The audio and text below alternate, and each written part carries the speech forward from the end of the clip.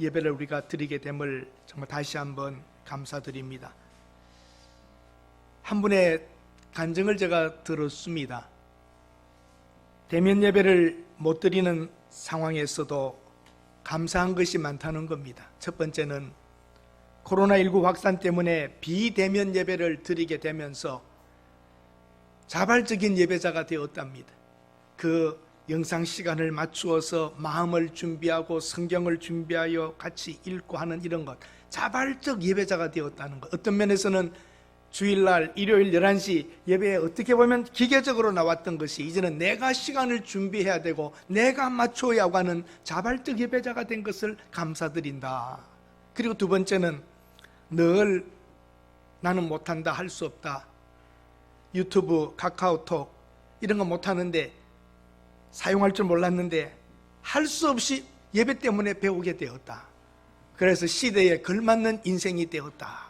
이게 또 발전하게 되었답니다.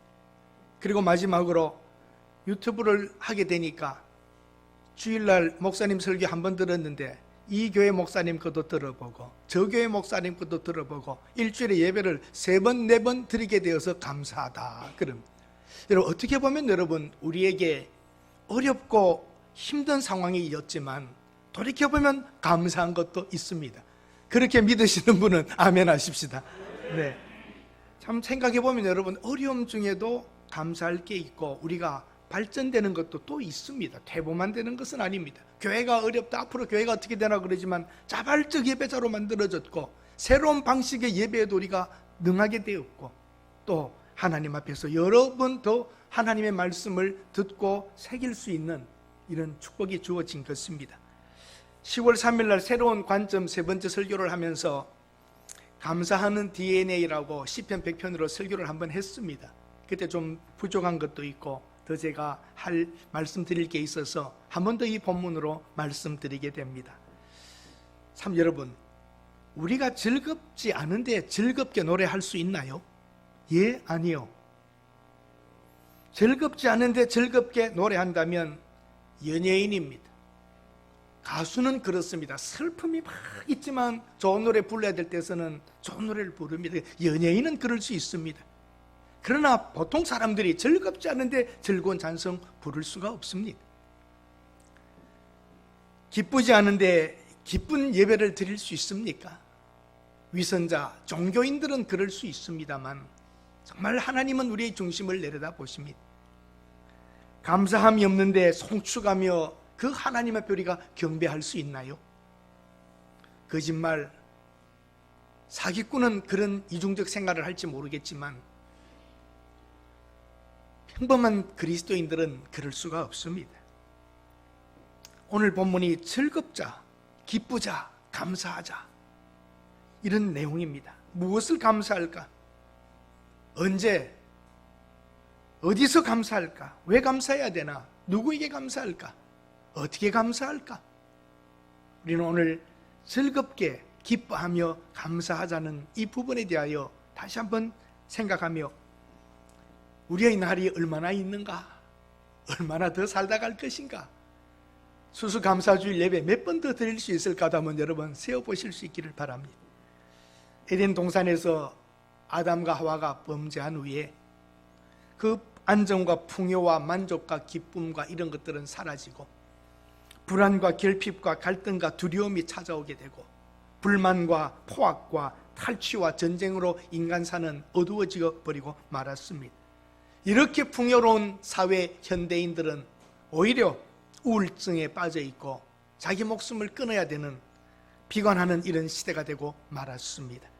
복음은 그러나 말합니다. 항상 기뻐하고 쉬지 말고 기도하고 범사에 감사하고 하나님께 주신 우리 분복들을 누리며 먹고 마시며 낙을 누리는 것이 하나님이 내게 주신 것인 줄 알고 이 삶 살아가는 날 동안에 기뻐하고 즐거워하고 살으라고 합니다. 여러분, 한때는 사람들이 예수 잘 믿는 사람, 신앙생활 잘하는 사람들이 고행하고 고심하고 금식하고 이런 것이 신앙인 줄 알아 산속으로 들어가 고행자, 수행자가 되었지만 하나님의 뜻은 우리 굶는 게 하나님의 뜻이 아닙니다.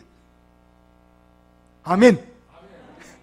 고생하고 결혼 안 하고 혼자 살고 속으로 마음으로 이상해지고 그런 게 하나님의 뜻이 아닙니다. 생육하고 번성을 하고 기뻐하고 즐거워하고 살라고 한 것이 원래 하나님의 뜻이었습니다. 인간이 하나님을 떠난 후에 찾아온 시련과 고통과 배고픔과 결핍들이었지만 하나님은 다시 한번 우리들에게 예수 그리스도를 통하여 풍성한 것을 주고 계십니다.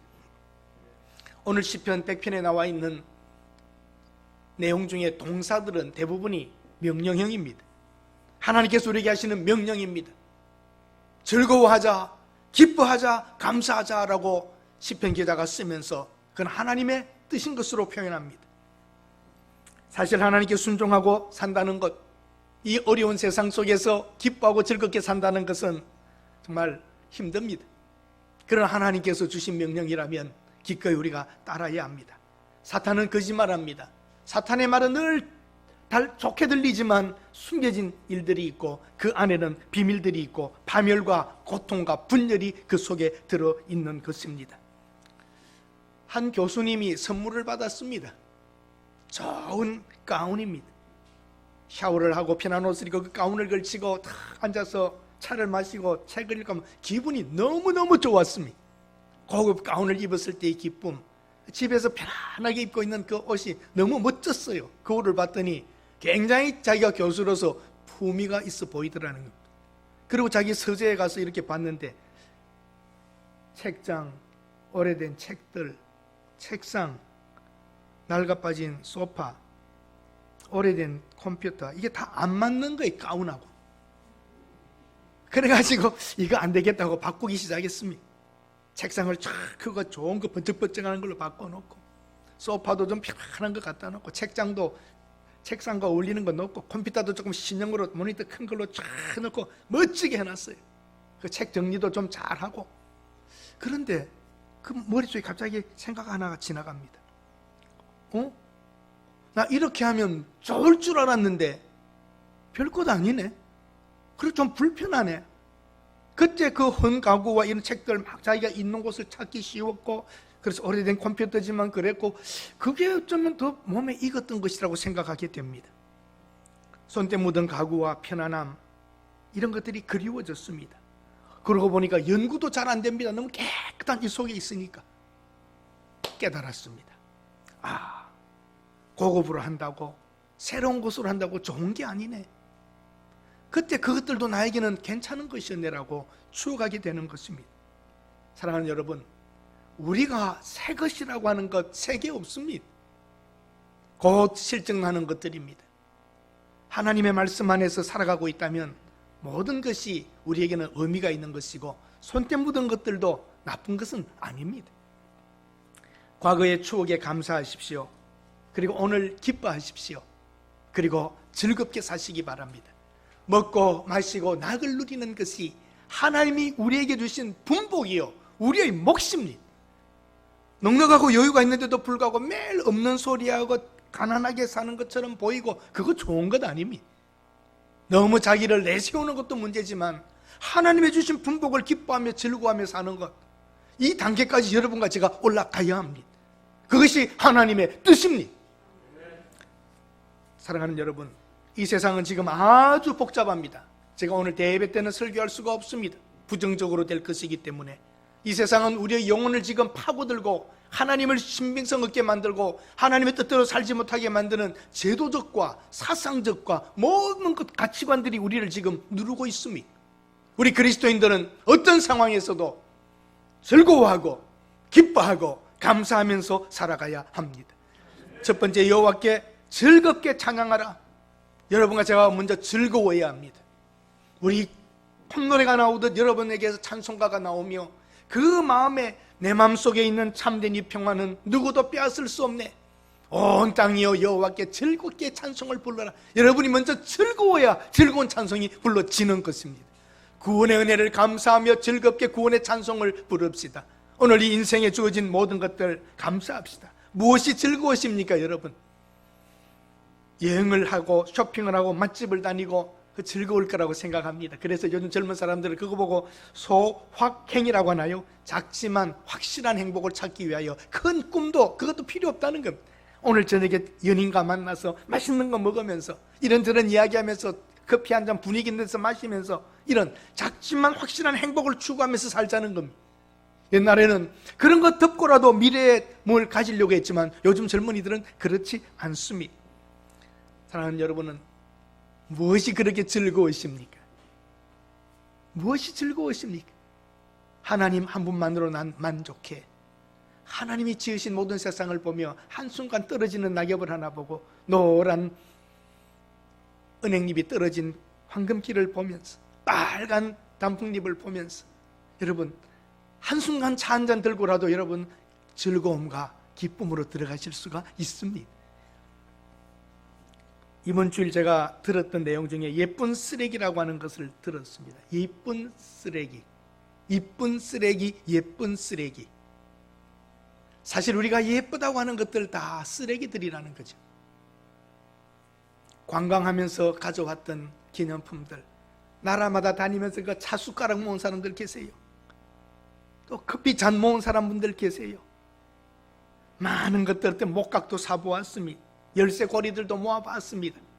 처음엔 참 신기했는데 지금은 먼지가 앉아있지 않던가요? 예쁜 쓰레기들을 모은 겁니다. 우리가 갖고 싶어하는 많은 것들, 저도 꽤 여러 나라를 다녔습니다. 뭐 사모은 것 지금 집 창고 박스 안에 들어있는데 언제 한번 열어볼지 잘 모르겠습니다. 이대로 한국에 산다면 그건 영원히 갚버릴 겁니다. 누가 열어보지도 않을지도 모르겠습니다. 사실상 여러분과 제가 해놓은 것들, 모은 것들, 뭐 업적이라 할지라도 다 어떻게 보면 이 세상 지나가는 날 동안 만들어진 이쁜 쓰레기들입니다. 그런데 여러분, 진짜 부자는 관광 다닐 때 그런 거 안 산답니다. 이미 알기 때문에, 쓰레기라는 걸 알기 때문에. 더 좋은 진짜 좋은 것들이 집에 다 있기 때문에 그런 거 안 산답니다. 면세점 가가지고 막 명품 사려고 안 한답니다. 진짜 좋은 명품은 면세점이 없답니다. 대량으로 만들어 놓은 것들 쟤도 들고 있어. 그거 원하지 않는답니다. 돈이 있는 사람들, 여유 있는 사람, 여행 자체에서 얻어진 추억들과 친구들과 가족과 맛있는 거 먹으면서 가지는 그 시간이 더 소중하다는 거죠. 어떻게 보면 여러분과 제가 이쁜 쓰레기들 때문에 지금 참된 의미를 잊어버리고 살지도 모릅니다.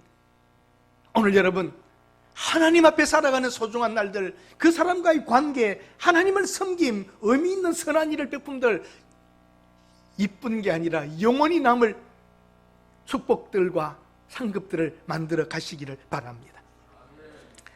우리 어릴 적에 구슬과 딱지, 저도 꽤 많이 얻었다가 잃었다가 했습니다.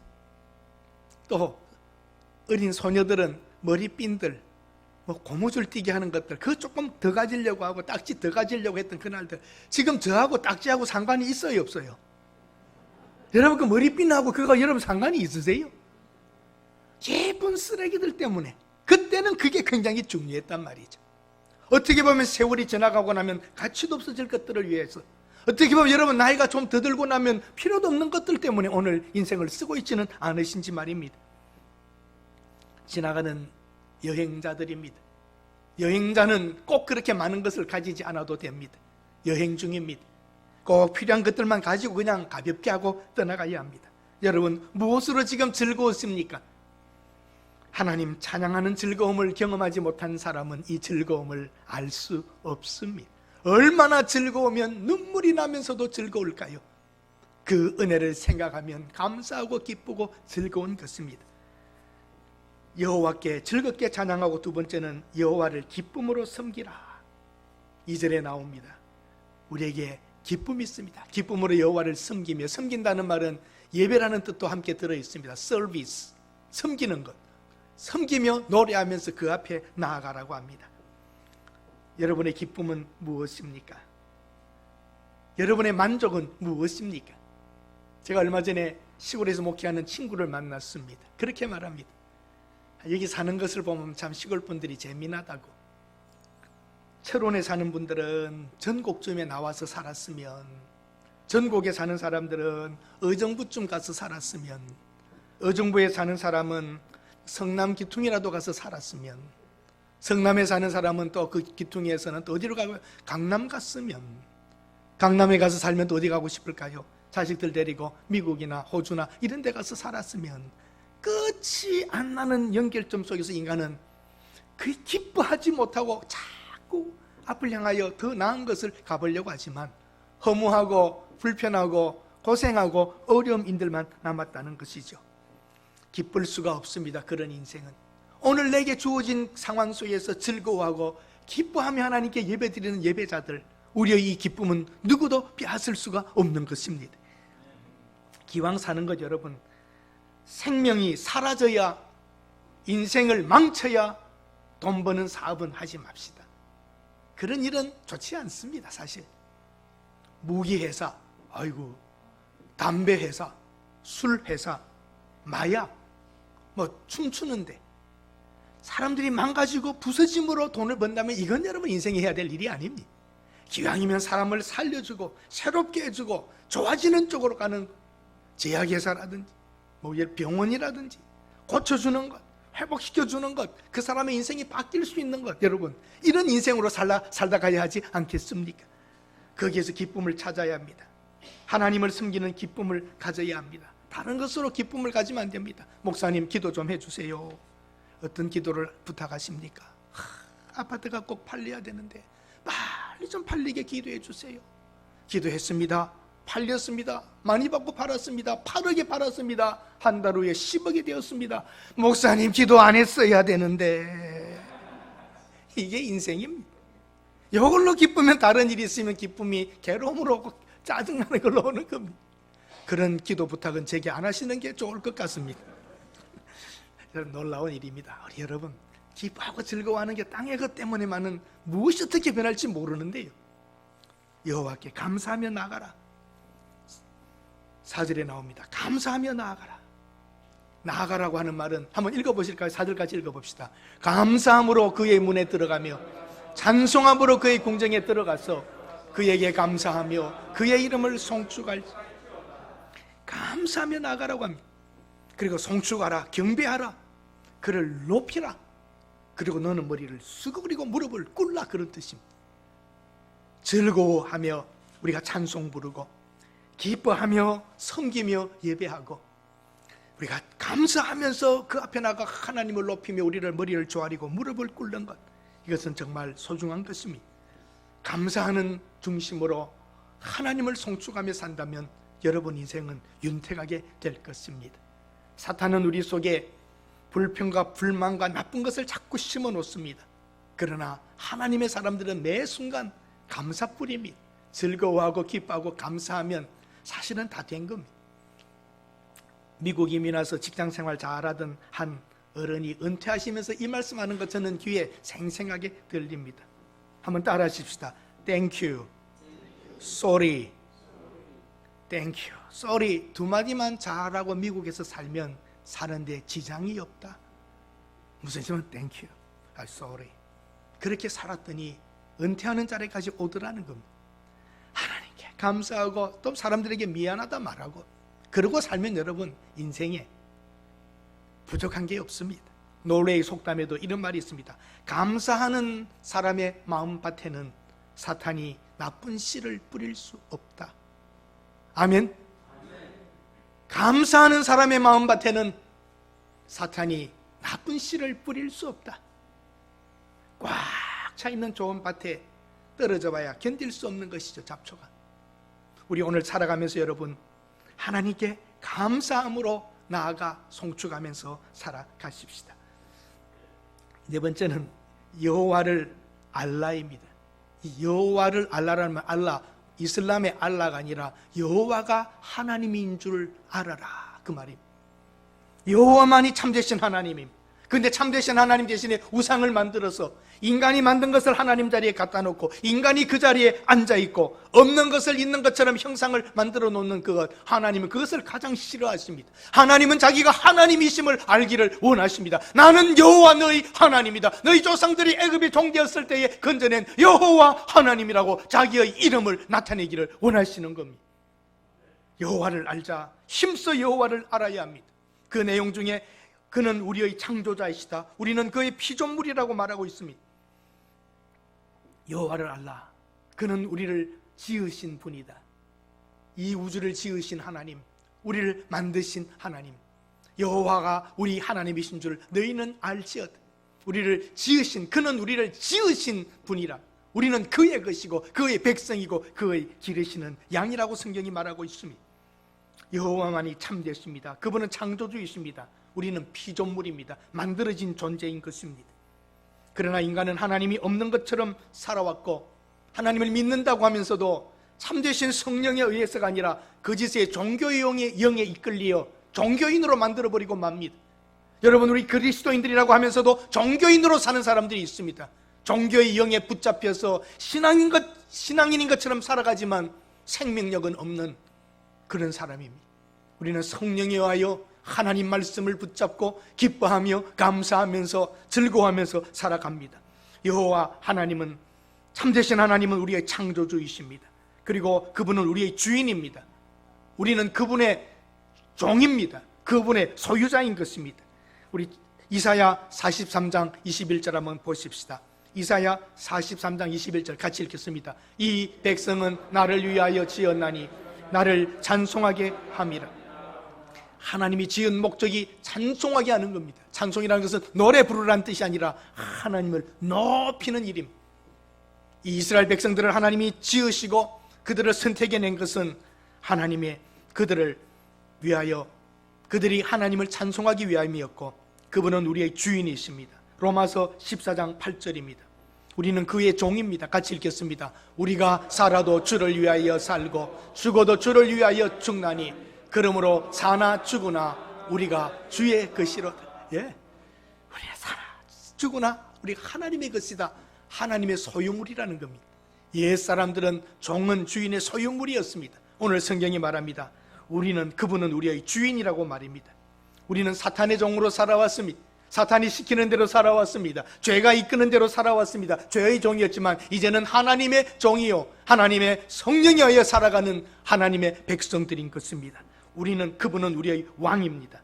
디모데전서 6장 15절에 하나님 우리의 왕이시고 우리는 그 백성이라고 말합니다. 같이 읽읍시다. 기약이 이르면 하나님이 그의 나타나심을 보이리니 하나님은 복되시고 유일하신 주권자이시며 만왕의 왕이시며 만주의 주시요. 하나님은 만왕의 왕이시며 우리는 그 백성인 것입니다. 우리는 하나님의 백성입니다. 그래서 예수 우리 왕이여 왕 대신 하나님이라고 표현합니다. 하나님은 우리의 창조주이시고 하나님은 우리의 주인이시고 하나님은 우리의 왕이십니다. 그리고 하나님은 우리의 누구입니까? 성경에 보면 목자라고 오늘 본문에 나와 있습니다. 우리는 그의 양이라 그럽니다. 한번 같이 읽습니다. 여호와는 나의 목자이시니 우리에게 부족함이 없으리로다. 아멘. 하나님이 목자 되시면 우리에게는 부족한 것이 없는 것이죠. 목자가 있으면 양은 보호받고 마실 물과 풀이 있는 곳으로 인도되어 갑니다. 하나님이 우리의 목자이십니다. 그러면 여러분에게는 부족함이 없음을 믿고 고백하시고 선포하시기를 바랍니다. 목자 없는 양으로 유리방황했던 우리들, 이 세상에서 방황했던 우리들, 이제는 목자를 만났으므로 목자가 가자는 곳으로 가면 되고 목자의 소리를 들어 그 있는 곳으로 움직이기만 하면 되는 것입니다.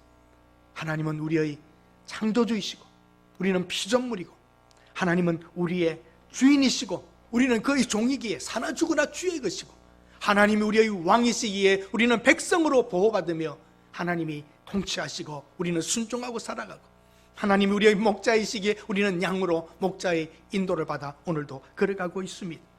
동물 중에는 세 종류가 있습니다. 맹수는 자기 힘으로 뜯고 잡고 죽여서 뜯어먹고 살아야 되는 맹수입니다. 호랑이와 사자입니다. 가축이 있습니다. 열심히 일하고 밭을 갈고 사료를 먹고 고기를 주고 우유를 내어주고 가죽을 내어주는 가축들이 있습니다. 열심히 살고 참 수고하고 애씁니다. 또 다른 종류가 뭐가 있습니까?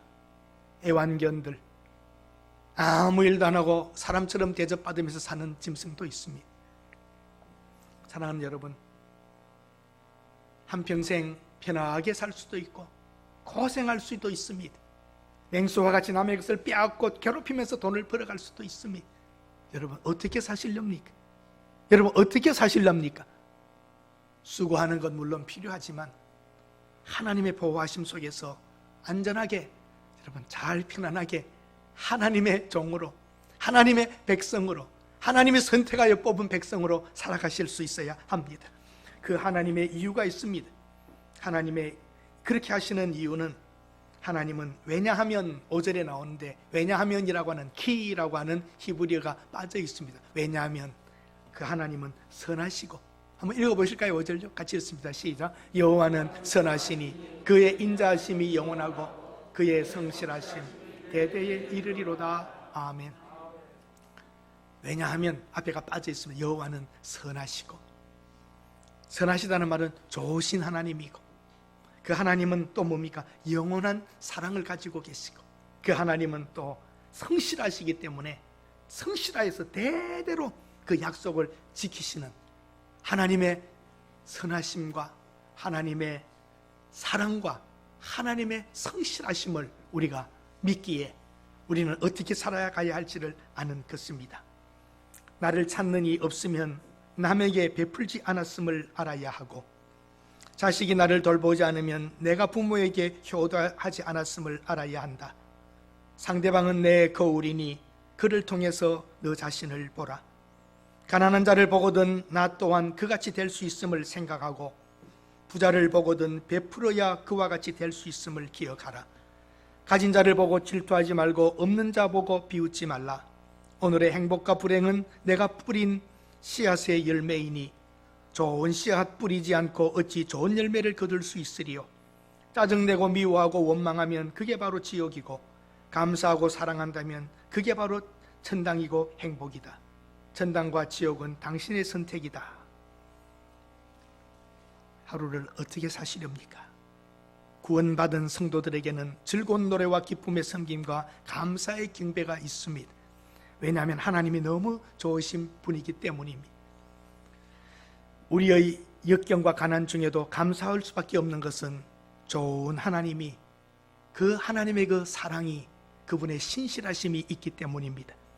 그러므로 그리스도인들은 코로나19 상황으로 인하여 미래가 더 나빠진다 하더라도 즐거움을 잃지 않고, 기쁨을 잃지 않고, 감사를 잃지 않아야 합니다. 가장 힘들었던 2020년이지만 최상의 추수감사 주일 예배를 드릴 수 있음을 감사드립니다. 여러분, 우리에게는 지금 어려움이 있죠.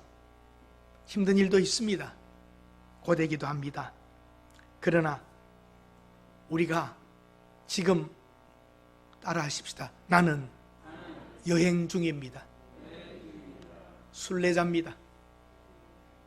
곧 영원한 나라에 하나님이 있을 곳으로 갈 것입니다. 여행자는 불편합니다. 완전하게 살 것이 아니기 때문입니다. 예쁜 쓰레기일 뿐입니다. 여러분, 정말 좋은 것은 보이지 않는 것들입니다. 그런데 보이지 않는데 이게 진짜입니다.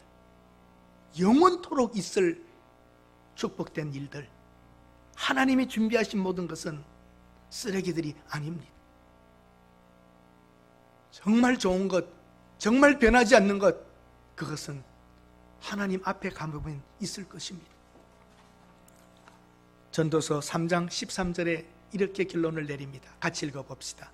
사람마다 먹고 마시는 것과 수고함으로 낙을 누리는 그것이 하나님의 선물인 줄로 또한 알아. 여러분, 오늘 먹을 것, 마실 것, 누릴 것 있으면 그렇게 사십시오.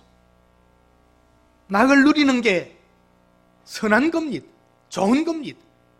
하나님의 분복입니다. 그러니까 예수 믿는 사람이 부자로 살아야 되겠습니까? 가난하게 살아야 되겠습니까? 돈의 문제가 아닙니다. 마음이 먼저 부유해야 하고요. 저는 성도들이 정말 물질적으로 잘 살기를 원합니다. 아멘 안 하십니다. 부자 되는 거 싫으세요? 좋으세요? 좋아요. 그럼 아멘 하셔야지. 나는 우리 성도들이 정말 물질적으로 풍요롭기를 원합니다. 아멘. 즐겁게 사십시오. 찌푸리지 마십시오. 그런 일이 있어도 당당하십시오. 어떻게 보면 다 지나가는 것들입니다. 좋다는 것도 예쁘다는 것도 헛된 겁니다. 다 지나가는 것입니다. 영원토록 변치 않는 진짜 좋은 것은 위에 있습니다. 땅에 없습니다. 제가 들었던 한 내용 중에 책을 못 찾아서 이걸 지금 그때 받았던 테이프를 녹취해서 읽어드립니다. 죽어가는 남편을 보면서 한 여인의 기독교인으로서의 여인의 자기 모습을 이렇게 써놓았습니다. 남편은 병으로 죽어가는 겁니다. 병석에 누워있는 남편을 바라보면서 나는 이 순간 내가 그를 위하여 할 수 있는 것이 최선의 사랑이 무엇인가를 생각하고 있었다. 우리에게 남아있는 이 마지막 시간에 내가 그에게 줄 수 있는 사랑을 생각하고 있었다. 3년이란 투병생활, 그 기도, 애원, 몸부림, 그리고 소원들. 그러나 모든 것을 주님의 뜻대로 받아들이며 수용할 수밖에 없다는 결론에 이르렀다. 이제야 나는 비로소 그를 위해 내가 할 수 있는 최선의 사랑을 생각하기 시작한 미련한 그리스도인이요 아내였다. 나는 문득 내 자신에게 물었다. 아니, 왜 진작 이 생각을 하지 못했을까? 왜 남편을 위해 최선의 사랑을 다하는 마음으로 살아오지 못했을까? 하나님께서 그것보다 더 분명히 내게 요구하신 명령은 없는 것 같은데 왜 무엇 때문에 그렇게 사랑하지를 못했을까? 나는 벽에 머리를 찍고 싶었다. 그러나 부질없는 삶의 외적 조건들만 성취해달라고, 눈에 보이는 신앙의 겉껍질들만 가꾸느라고 주님께서 우리에게 보여주신 사랑의 본질을 실천하지 못했다. 그럼에도 불구하고 나는 신앙의 한 부분을 이루었다고, 성취했다고 자만한 것에 대한 자책감이 이별 그 자체보다 더 괴롭고 고통스럽게 한다. 누구 못지않게 열심히 신앙생활하며 하나님을 잘 안다고 생각했었는데 그동안 내가 추구했던 것은 하나의 종교적 허상이었다. 하나님까지도 수단으로밖에 생각하지 못하는 기복적인 신앙에만 사로잡힌 나에게 하나님은 더 이상 나에게 오해받고 싶어 하지 않는다는 공의로운 두려움이 나를 엄습했다. 참으로 두려웠다. 한 인간을 진실로 삶의 조건을 초월해서 순수하게 사랑하지 못한 것이 곧 하나님을 모독한 것이라고 하는 강한 자책감이 나를 사로잡는다. 결혼생활 14년, 나는 늘 하나님의 의를 간구하며 살아간다고 생각했다. 그리고 철학자나 스님이 되기를 원했던 남편과 신학을 공부하기를 원했던 나 사이에 언제나 그 사람이 문제라고 생각했다.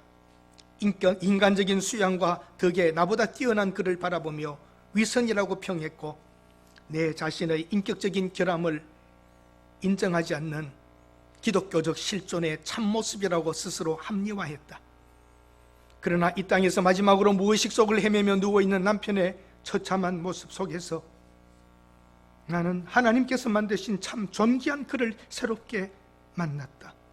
우리는 말없이 대화를 나누었다. 그는 말할 수 없었지만 나는 들을 수 있었다. 그 어느 때보다도 더 분명하게 들을 수 있었다. 나는 미안하다고 말했고 그는 이해한다고 대답했다. 그는 한 사람이었고 남편이었으며 아빠였고 또한 하나님의 것이었다.